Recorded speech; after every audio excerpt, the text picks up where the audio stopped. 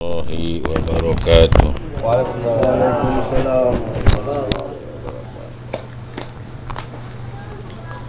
Alhamdulillah wa syukurillah wa la hawla wa la quwata illa billah. Ma ba'du, yang saya hormati khusus kepada Bapak Herman selaku tuan rumah, Bapak-bapak hadirin sekalian, bersyukur kita kepada Allah Subhanahu wa taala sampai saat ini kita masih diberikan kenikmatan yang banyak oleh Allah. Pertama yang patut kita syukuri, kita perjuangkan dari dunia sampai akhirat adalah nikmat iman dan Islam, serta sehat walafiat dan kesempatan sehingga kita bisa hadir sama-sama kita mengirimkan acara kita pada malam hari ini, yaitu At-Taqwa Kubra, yang semua ini kita khususkan kepada almarhum yang sudah mendahului kita. Mudah-mudahan beliau di sana dapat bantuan, dapat kegembiraan, dapat kesenangan dengan kita kirimkan lafaz la ilaha illallah. Dan insya Allah kita pun yang masih hidup, insya Allah nanti ketika kita mendatangkan atau datangnya kita nanti dalam kubur, kita sudah ada yang menemani kita kalimat la ilaha illallah. Salawat serta salam semoga Allah limpahkan dengan kita Nabi Muhammad sallallahu alaihi wasallam, keluarga dan sahabatnya beserta selaku umatnya telah mendapat syafaat di yaumil qiyamah. Amin ya rabbal alamin. Baik Bapak hadirin sekalian, kemarin kita sudah membicarakan tentang rukun Islam. Nah, rukun Islam ini nggak boleh ditinggalkan. Ya, kita ini kan memang mungkin dari orang tua kita memang sudah Islam. Ketika kita sudah balik umur 15 tahun, disitulah berlaku hukum yang disebut mukallafun. Jadi orang yang mukallaf ini adalah orang yang sudah berakal dan sudah balik. Disitulah dia kena hukum, manakala dia meninggalkan perintah Allah maka dosalah baginya. Barang siapa yang melaksanakan perintah Allah, dia akan mendapatkan pahala di sisi Allah Subhanahu wa taala. Nah, salah satu diantaranya kemarin sudah kita bicarakan bahwa membaca dua kalimat syahadat ini penyaksian. Kita menyaksikan tidak ada Tuhan kecuali Allah. Nah, selain daripada Allah bukan Tuhan namanya. Ya, yang kita punya itu hanya Allah. Jadi Tuhan itu banyak pengertiannya, ya. Apa saja yang sampai meninggalkan ubudiyah kita kepada Allah berarti itu tuh Tuhan. Istri sampai kita meninggalkan sholat berarti saya tidak langsung ilah. Ya, maka dikatakan oleh Nabi, man ahabba syai'un fahuwa abduhu. Barang siapa yang mencintai sesuatu maka dia adalah hambanya. Jadi kalau kita senang main, maaf sampai ibadah sama Allah, berarti kita ini dipermainkan oleh dunia. Kita menganggap bahwa yang kita mainkan itu sehingga kita senang dengan mainan itu berarti kita hamba yang kita senengin. Contohnya kita lagi main bulu tangkis sampai kita nggak ibadah, berarti kita senang tuh sama bulu tangkis, berarti kita hamba bulu tangkis. Lagi nonton TV bola seneng sampai subuhan enggak seneng nonton bolanya, itu berarti hamba bola. Sama anak istri juga begitu, nyari duit siang malam sampai nggak ibadah, memperjuangkan istri, benar Pak, itu dikatakan nafkah itu ibadah. Tapi di saat kita lepas dari ubudiyah kita kepada Allah, secara tidak langsung kita termasuk hamba daripada anak dan istri. Makanya sekarang ini urusan dunia ini kita yang ngatur waktu-waktu ibadah, ya. Contohnya kita saya sering sampaikan, 1 bulan cuma 2 jam waktu ibadah kita kepada Allah. Kalau 5 menit itu kan cuma 25 menit kalau kali 5 waktu. Nah, dikali 1 bulan 30, 75 menit, ya. Berapa? 750 menit ya. Nah, kira-kira 2 jaman ibadah kita kepada Allah Subhanahu wa taala. Nah, yang lebihnya itu ya tadi main, bekerja, tidur, ya. Nah, makanya kita jangan sampai dirugikan dengan tipu daya dunia. Maka dikatakan oleh Allah ad-dunya mata'ul gurur, ya. Barang siapa dikala kita ini dalam keterangan di situ lupa kepada Allah dengan harta dan anak-anak kamu, maka termasuk kita orang yang rugi, ya orang yang rugi. Nah, kalau kita sudah menyaksikan bahwa tiada Tuhan selain Allah, berarti kita sudah siap untuk menjalankan syariat. Apa yang diperintahkan oleh Allah, insya Allah kita nggak tinggal, karena sudah menyaksikan tidak ada Tuhan kecuali Allah. Allah itulah yang harus kita sembah. Wa'budullaha mukhlishina lahuddin. Ada lagi wa'budullah, maka sembahlah Allah. Jelas perintahnya banyak di situ. Dalam Al-Quran Yasin itu hadza siratal mustaqim ya. Jadi menunjukkan wa'budu hadza siratal mustaqim. Sembahlah Allah, inilah jalan yang lurus. Nah, di mustaqim itu kan kita diperintahkan yakin, Pak. Yakin kepada Allah bahwa salah satu alat sarana kita bisa menempuh ke surga ketika kita itu nanti jalan di jembatan Sirat, berarti keyakinan kita kepada Allah Subhanahu wa taala. Itu yang jelas. Nah, kalau kita sudah bicara tiada Tuhan selain Allah, berarti kita sudah siap menjalankan syariat. Berarti kalau orang yang meninggalkan syariat, ibadah sholat enggak, wayanya puasa enggak, wayanya ada harta zakat enggak, wayanya ada harta enggak mau berangkat haji, berarti enggak sesuai dengan ikrar dia menyatakan bahwa dirinya itu, bahwa Allah itu adalah Tuhannya. Enggak cocok, Pak. Maka kita dianggap dusta kepada Allah Subhanahu wa taala. Apalagi sampai zikirnya la ilaha illallah, la ilaha illallah, banyak kayak gitu ya. Ditanya sholat ora, wah itu sama aja itu. Ngomongin Allah itu, ya. Makanya kita melatih diri jangan sampai meninggalkan yang terutama adalah sholat, karena sholat salah satu ibadah yang akan ditanya oleh Allah lebih dahulu. Sholat salah satu yang akan dihisab lebih dahulu. Sholat yang akan bisa menyelamatkan kita nanti kelak di alam kubur. Jadi sholat ini, Pak, luar biasa kalau yang tahu. Makanya kalau kita sholat dibarengin dengan ilmunya, insya Allah nggak ada titik jenuh dalam urusan sholat. Tapi kalau kita nggak pakai ilmu tuh pasti ada titik jenuhnya. Apalagi kalau diuji susah aja hidup ini. Jenuh amat ibadah kan. Pasti ke situ. Orang salah lima waktu ngadep beneng Allah. Tapi keadaan seperti keren baik. Nanti sama aja, Pak. Ngeluh namanya. Nah, di saat seperti itu titik jenuh itu pasti ada manusia itu. Maka kalau orang sudah bercakap, berhadap dengan Allah, insya Allah ya, semakin kuatnya kita mendekatkan diri kepada Allah, insya Allah kita indah hidup ini. Ya, nggak ada yang namanya kebingungan, resah dan gelisah lagunya menunggu di sana. Ya, jadi kembali lagi keyakinan itu perlu, Pak. Yakin adanya janji-janji Allah. Dalam Al-Quran jelas orang yang beriman, orang yang melakukan amal soleh sampai dia tobat kembali kepada Allah, balasannya adalah surga. Enak kan? Nah, tinggal kitanya nyikapin di dunianya, jangan putus-putus urusan ibadah kepada Allah Subhanahu wa ta'ala. Jadi nggak ada alasan, apalagi wong lanang, kenapa orang sholat, mubeng daskir lagi mungkin bicis. Salah, Pak. Karena urusan sholat ini nggak ada urusan duit, nggak ada duit. Ada duit, nggak ada duit, ya sholat. Urusan kaya miskin juga nggak ada urusan itu. Yang jelas, yang namanya ibadah sholat ini salah satu bukti rasa syukur kita kepada Allah bahwa diri kita ini yang menciptakan Allah Subhanahu wa ta'ala. Bersyukur juga ada yang menuntunnya, yaitu agama Islam, ya. Sekalipun wasilahnya Nabi kita Nabi Muhammad Sallallahu Alaihi Wasallam menyampaikan, mengajak kita agar kita mengikuti Al-Quran dan Hadis, tapi kembali lagi itu semua harus kita pelajari. Nggak cukup di situ pembelajarannya, ya. Maka hukum ini ada Al-Quran, Hadis, Ijma dan Qiyas. Bahkan ada sampai 7, Pak, sah batal sampai segala macam itu disebutkan, ya.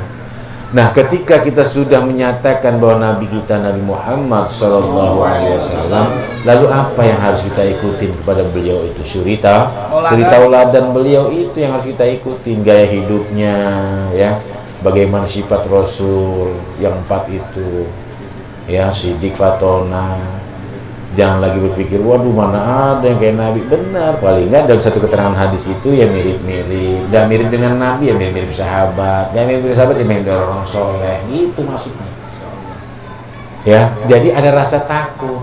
Tapi kalau sudah ada prinsip seperti itu, ini biasanya kecil kemungkinan untuk rasa takutnya kepada Allah.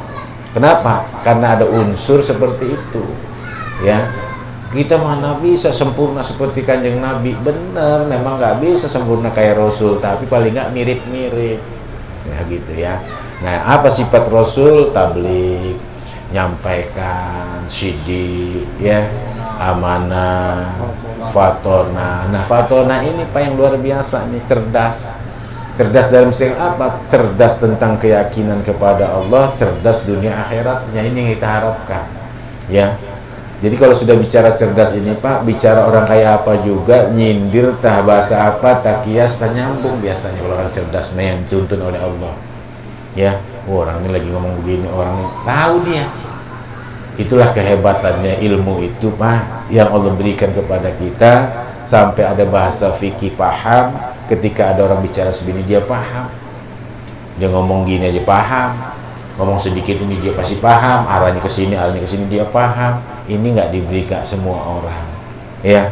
Kembali lagi Bapak sekalian, jadi dua ini menunjukkan penyaksian diri kita kepada Allah dan Rasul Allah. Jadi kalau andai kata gaya hidup kita nggak sesuai dengan Nabi, berarti kita sudah bertentangan dengan Kanjeng Nabi Muhammad SAW.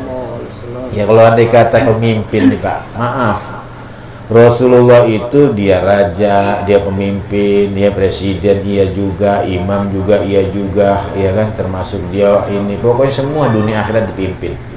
Urusan dunia akhirat dipimpin. Nah sekarang kita punya pemimpin di kalangan RT aja. Kalau seumur hidup dia jadi RT nggak pernah ngajak ibadah kepada Allah, hati-hati. Iya, sama warganya.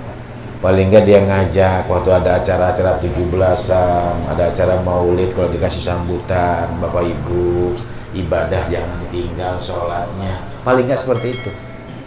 Kalau dia nggak seperti itu, nanti di hari kiamat di kelak akan dituntut oleh Allah Subhanahu Wa Taala. Nggak pernah ngajak warganya untuk ibadah kepada Allah. Itu salah satu sifat Kanjeng Nabi. Gimana poster, gimana orang dia juga RT-nya nggak losat, nanti kata. Gimana Pak? Kita ini nggak boleh sebenarnya pemimpin yang fasik. Haram Pak, jangan lagi seperti itu. Fasik itu nggak boleh sebenarnya. Ya, dia pemimpin fasik, presiden losat, nggak andai kata ini. Fasik itu nggak boleh. Makanya sembarangan pemimpin. Ya, paling nggak seperti itu. Ya, jadi ingat dulu waktu almarhum menyampaikan, pemimpin apa saja, baik di rumah, baik di kampung, baik dia presiden, nggak sholat bahaya itu Pak. Dia akan dituntut oleh Allah Subhanahu Wa Taala tentang ada paling nggak dia bahasa mengajak untuk ibadah kepada Allah Subhanahu Wa Taala. Begitu juga punya istri, ya, suaminya harus ngomong seperti itu, ibadah jangan tinggal deh, ya. Begitu juga istrinya mengingatkan suaminya untuk ibadah kepada Allah yang belum mau ibadah, ya kan, begitu, saling ingat mengingatkan. Nah kalau sudah kita bicara dua kalimat syahadat ini Pak, insya Allah kalau dia melekat di dalam hati, syariat yang selanjutnya pasti akan dijalankan, akan dikerjakan. Mana kalau dia sudah syahadat kalimat tidak ada Tuhan kecuali Allah, lalu Nabi Muhammad adalah utusan Allah, pasti sholat dia. Kalau dia meresap dalam hatinya. Tapi kalau cuma ikrar saja, lisan saja, dikhawatirkan tadi kembali kita dusta kepada Allah dan Rasulnya. Ya, jadi kita ini Pak, kembali lagi yang kedua, mengerjakan sholat ini, akimis sholat, itu nanti pembahasannya ada syarat, ada rukun, ya. Walaupun di situ nanti pekerjaan yang 5 waktu itu kita kerjakan, nanti di dalamnya dan di luarnya itu ada syarat, ada rukun. Di dalam sholat ada hayat, ada abad. Di dalamnya lagi itu ada khusyuknya kita kepada Allah Subhanahu Wa Taala. Itu yang bicara tentang ibadah sholat. Makanya sholat ini Pak salah satu ibadah yang tidak bisa dibilang mudah kalau kita nggak belajar. Ya, yang belajar kadang-kadang ada sering lupa Pak. Ini hayat atau abad. Kadang-kadang kita bermakmum nggak paham juga status makmum. Ya, pahala 27 yang kita kejar tapi tanpa disadari selama ini habis Pak. Kenapa nggak dapat? Kenapa? Karena dia selalu ya tidak mengikuti tindak tanduk imam ya. Makanya namanya imam yang makmum yang benar-benar ingin meraih pahala 27 yang Allah berikan kepadanya, dia harus punya trik ilmunya. Mana makmum tadi?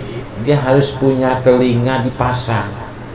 Allahu akbar, baru dia Allahu akbar. Sami Allahu liman hamidah. Yang diambil ujung-ujungnya aja Pak. Itu telinganya dipasang.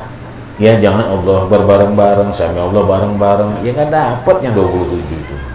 Ya sama aja sholat sendirian. Gue sholat jamaah ini kepengennya baru seperti itu. Dan itu pun bukan satu paket sholat. Dari 4 rakaat nilai 27, bukan. Dari setiap rukun perbuatan sholat itu 27, tinggal dikaliin kalau kita bicara seperti itu.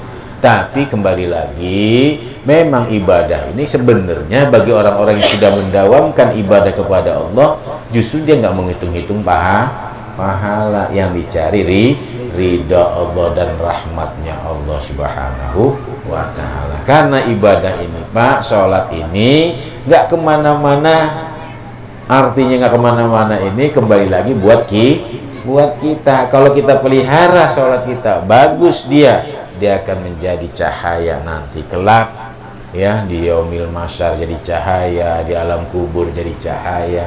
Tapi ketika nanti kita nggak bisa menjaganya itu sholat yang sehari-harinya kita ibadah karena nggak tahu ilmunya, sehingga banyak perbuatan yang salah dianggap benar, maka sholatnya seperti baju butut kata Nabi, dilemparkan itu sholat ke mukanya. Tuh sholat hasil kerjamu seperti itu ya.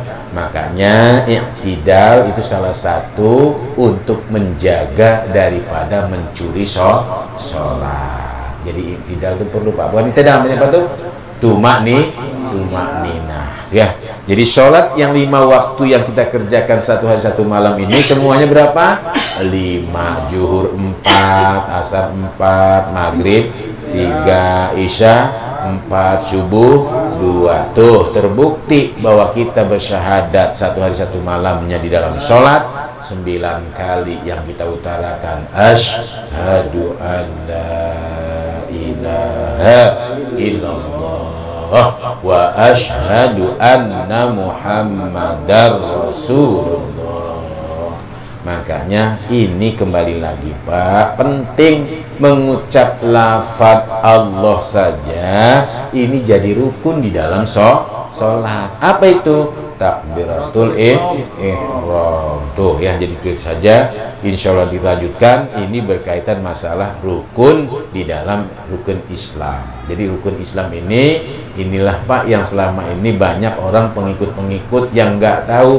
Jangan sampai kita ini nggak belajar, datang ada komplotan ikut, dia cari yang mudah-mudah aja lah, yang sholatnya seminggu sekali. Cari yang zikir-zikirnya yang panjang-panjang lah, yang nggak ibadah nggak apa-apa, nggak sholat. Jangan itu mah, jelas dilarang model begitu. Justru yang begitu, saking khusyuknya bukan dekat dengan Allah, zikirnya tadi justru jauh dengan Allah Subhanahu wa ta'ala.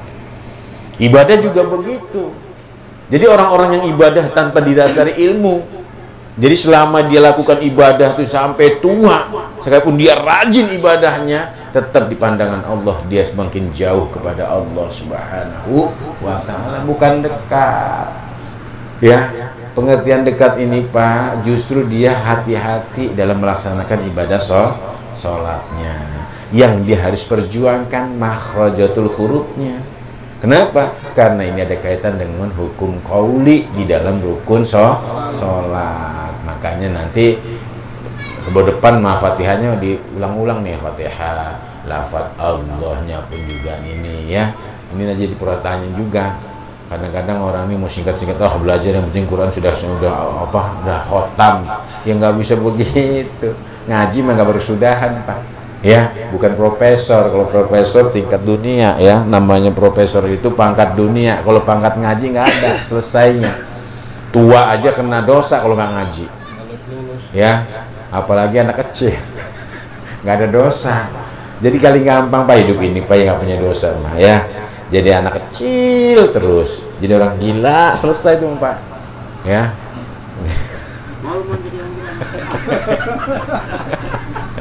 Jadi itu Bapak sekalian, sekali lagi kembali yang namanya syariat ini dalam Islam ini berkaitan dengan rukun tadi, rukun Islam ini jangan sampai ditinggalkan. Nanti ada kaitan semuanya itu Pak. Sholat, oh ternyata as-sholatu aqimis sholah wa atuz zakat. Nanti sholat dengan zakatnya ada kaitan. Begitupun syahadat, nanti ada kaitan lagi atullaha wa atir rasul. Taat sama Allah, nggak taat sama Rasul, taat sama Rasul, nggak taat sama Allah, sama.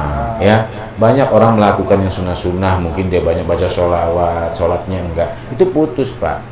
Ya, berarti nggak sinkron.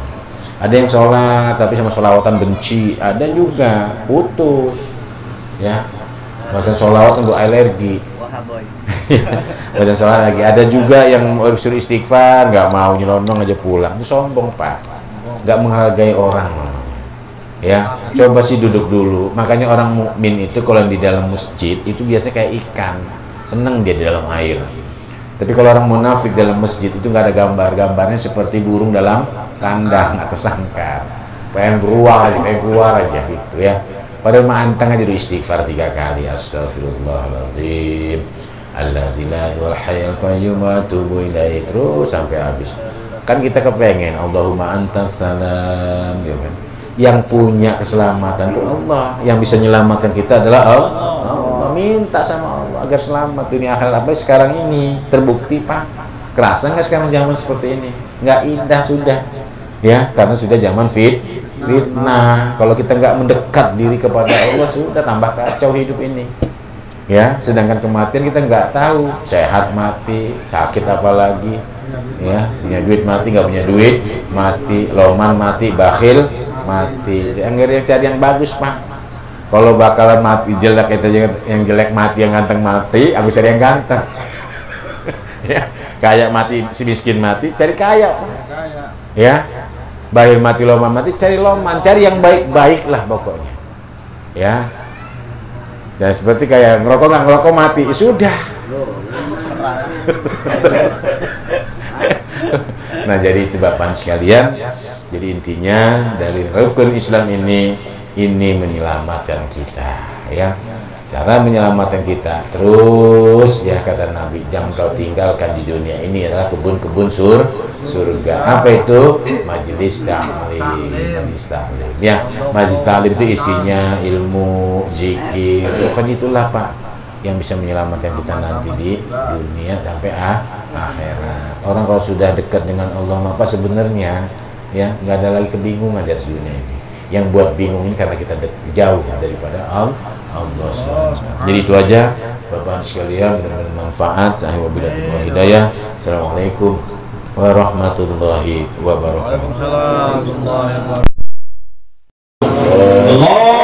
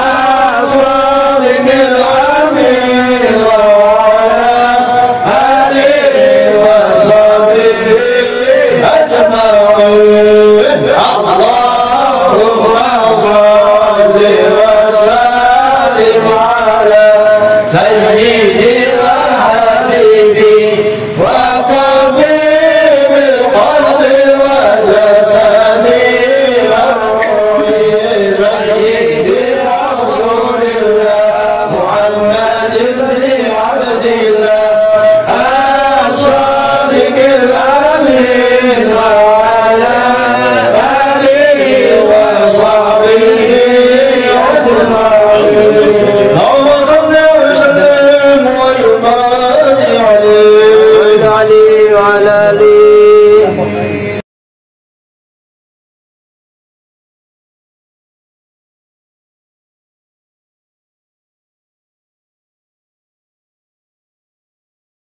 Ya Rasulullah, ya Nabi.